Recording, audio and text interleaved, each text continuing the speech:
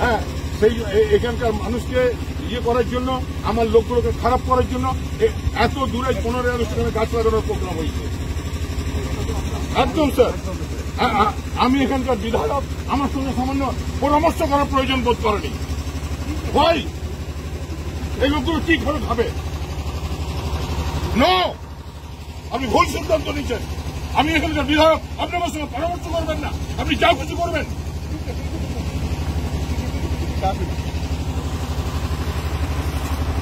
আমাকে জিজ্ঞেস করবেন না, ফালতু পেয়েছেন। শুনুন, আমাকে ভোটে হারাতে পারবেন না। আমাকে ভোটে হারাবার জন্য চক্রান্ত করছেন, তো আমাকে ভোটে হারাতে পারবেন না। গাছ লাগানো হবে, এত বড় প্রোগ্রাম করা হবে, আমাকে জানানোর প্রয়োজন বোধ করেনি। আমি ফোন করার পর আমাকে একটা চিঠি পাঠিয়েছেন, আমি ফোন করবো, ডিএম সাহেব আমাকে বলেছিলেন।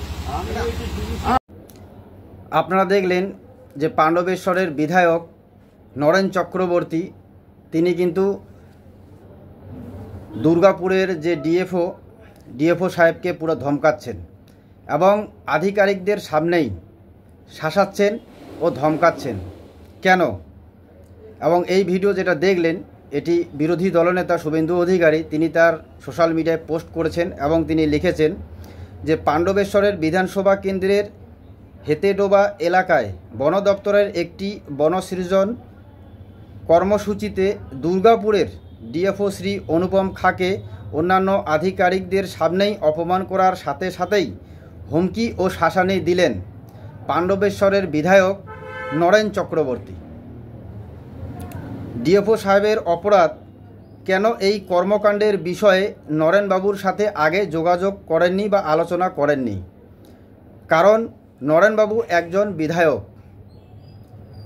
এমন বিধায়ক যে বারংবার নিজের বিধায়ক পরিচয় দিয়ে বিধায়ক সত্তাকে প্রতিষ্ঠিত করতে হচ্ছে। আপনার চিন্তা করুন, দুর্ভাগ্যজনক ব্যাপার। তিনি লিখেছেন যে দুর্ভাগ্যজনক বিষয় হলো যে গোটা ঘটনার সময় দুর্গাপুরের এসডিএম সহ রাজ্য প্রশাসনের অন্যান্য আধিকারিক এবং গণমান্য ব্যক্তিবর্গরাও সেখানে উপস্থিত ছিলেন, কিন্তু কেউই বিধায়ক নরেনবাবুর বন বিভাগের একজন কর্তার প্রতি এমন অপমানজনক আচরণের প্রতিবাদ করলেন না। এটা হচ্ছে ঘটনা। এবার আপনাদের নিশ্চয় বুঝতে অসুবিধা হলো না যে নরেনবাবু তিনি একজন বিধায়ক এবং বিধায়কের এলাকায় ডিএফও এবং বন বিভাগের পক্ষ থেকে সেখানে বনসৃজন মানে সেখানে প্লান্টেশনের ব্যবস্থা করা হচ্ছিল। এত বড় একটা অনুষ্ঠান কেন সেখানে বিধায়ককে জানানো হলো না? এবং আপনারা ভিডিওতে শুনলেন যে বিধায়ক বলছেন যে আমাকে আপনারা ভোটে হারানোর চক্রান্ত করছেন, হারাতে পারবেন না। তো আমি এই ভিডিও আপনাদের দেখালাম এই কারণে যে একজন বিধায়ককে তার এলাকায় যদি একটি বন বিভাগের তরফ থেকে প্ল্যান্টেশন করা হয়, তার জন্য ওনাকে ইনভাইট করতে হবে, আলোচনা করতে হবে। মানে ওনার এলাকায় কোনো কাজ করতে গেলে ওনার সাথে আলোচনা করতে হবে।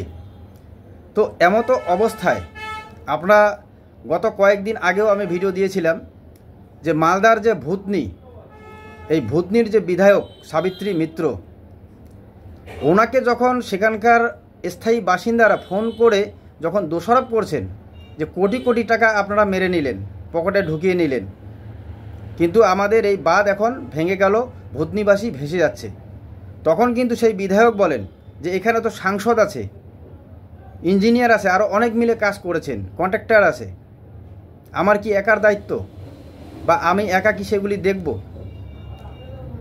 তো জনসাধারণকে যখন কোথাও কোনো খামতি হচ্ছে, কোথাও কোনো বাঁধ ভেঙে যাচ্ছে, কোথাও কোনো টাকা নয়ছয় হচ্ছে, কাটমানি হচ্ছে, তখন কিন্তু বিধায়ক বলছেন যে সেখানে তো আমি একা ছিলাম না, আর সাংসদ থেকে শুরু করে আরও অনেক আধিকারিক আছেন, কন্ট্রাক্টর আছেন, সেখানে তখন তিনি তার দায়িত্ব এড়িয়ে যাচ্ছেন।